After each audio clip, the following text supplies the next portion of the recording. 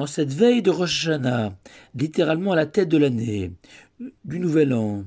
jour de jugement, jour de prière, jour de couronnement du Tout-Puissant, jour du souvenir, jour de sonnerie du chauffard, ce jour qui, selon nos sages, conditionne la réussite de toute l'année à venir, comme la tête commande l'ensemble du corps. En un mot, jour fondateur de notre futur. Or, hasard du calendrier, aux États-Unis, à l'ONU, au même moment, nombre de pays occidentaux s'apprêtent à reconnaître officiellement l'État palestinien.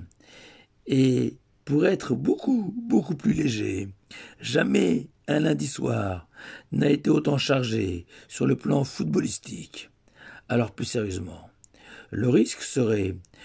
de consacrer nos discussions, nos réflexions, nos pensées durant ces 2 jours sacrés à la situation et à l'avenir des Juifs en France et dans le monde. Cela constituerait, à mon sens, une forme de hold-up spirituel de ces jours de Rosh Hashanah, ou même si évidemment nous devons aussi prier pour notre sécurité physique. Mais le principal enjeu de Rosh Hashanah est d'abord et avant tout un enjeu spirituel,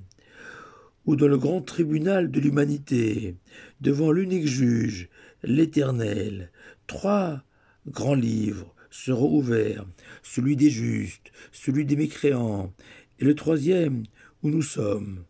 oscillant sans cesse entre le bien et le mal. Et nous n'aurons d'autres arguments à faire valoir que notre volonté de mieux faire l'année prochaine, reconnaître humblement que nous n'avons pas été à la hauteur de notre mission, être une lumière pour les nations et pour sa famille, et que la seule question, la seule réflexion, la seule bonne décision à prendre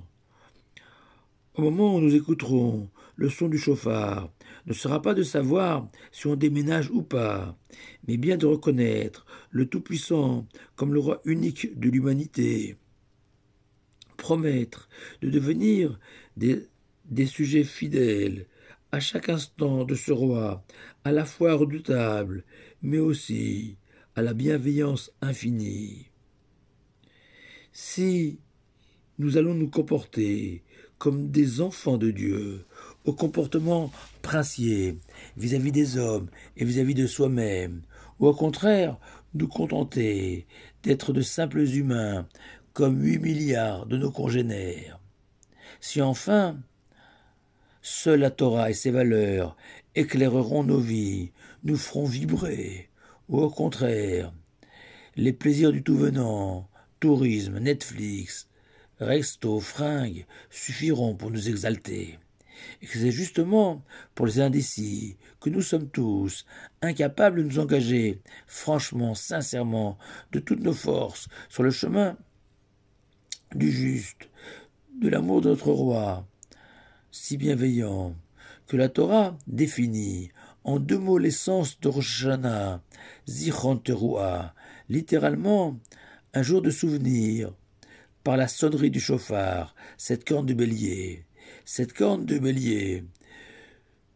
dont le son résonne comme une invitation à nous plonger dans notre passé, le méditer et y puiser à la fois la confiance indispensable dans l'avenir forcément heureux, et que le peuple juif a traversé tant et tant de dangers, pour systématiquement, tôt ou tard, en sortir vainqueur. Mais surtout, se laisser porter par le son du chauffard sur les ailes de nos ancêtres, et plus particulièrement sur celles d'Abraham, notre patriarche, dont l'amour de Dieu et de ses commandements a atteint leur paroxysme lors du fameux épisode du sacrifice inachevé de son fils Isaac. Et l'idéal aurait été, un peu comme le soir du Seder de Pessah, que nous prenions le temps de raconter toute la magnifique histoire du peuple juif. Mais le Maggid de Mezerich explique que c'est impossible le jour de Rosh Hashanah, car en ce jour crucial, nous sommes tous semblables à un homme au bord d'un précipice, sur le point d'y basculer, et que face à un tel danger, Le temps n'est plus au long discours, mais bien au cri strident, au signal d'alarme, pour tenter de prévenir l'homme du danger imminent, l'éveiller à la proximité de ce précipice que l'homme n'a pas vu. Ce son du chauffard, où on alterne les sons longs et les sons saccadés, pour mieux réveiller nos âmes assoupies, habituées, peut-être aussi désabusées, du sort que l'on a réservé à ces âmes tout au long de l'année passée. Le grand rabbin Edmond Schwab rappelle si à propos, le jour de Rosh Hashanah, que se plaindre de sa situation matérielle est un défaut, voire un vice, mais se plaindre de sa situation spirituelle est au contraire une qualité, une vertu, celle d'avoir compris le véritable sens du chauffard. Une bonne nouvelle pour conclure, celle annoncée par Rabbi Yitzhak dans le Talmud. Toute année qui débute sous le signe de la misère, de la peine, se termine sous le signe de la richesse, de la réussite. Et c'est la raison pour laquelle, en préambule, aux sonneries du chauffard, il est d'usage de réciter ces paroles du roi David. Mina metza karatika, de la détresse, je t'ai appelé Dieu. Réponds-moi avec largesse, avec générosité. C'est-à-dire, explique Tosfot, ces sages français du Moyen-Âge, qui ont eux-mêmes expérimenter dans leur chair les affres de l'exil, que lorsque le juif a le cœur brisé de sa situation spirituelle, de sa détresse, en entendant le son du chauffard,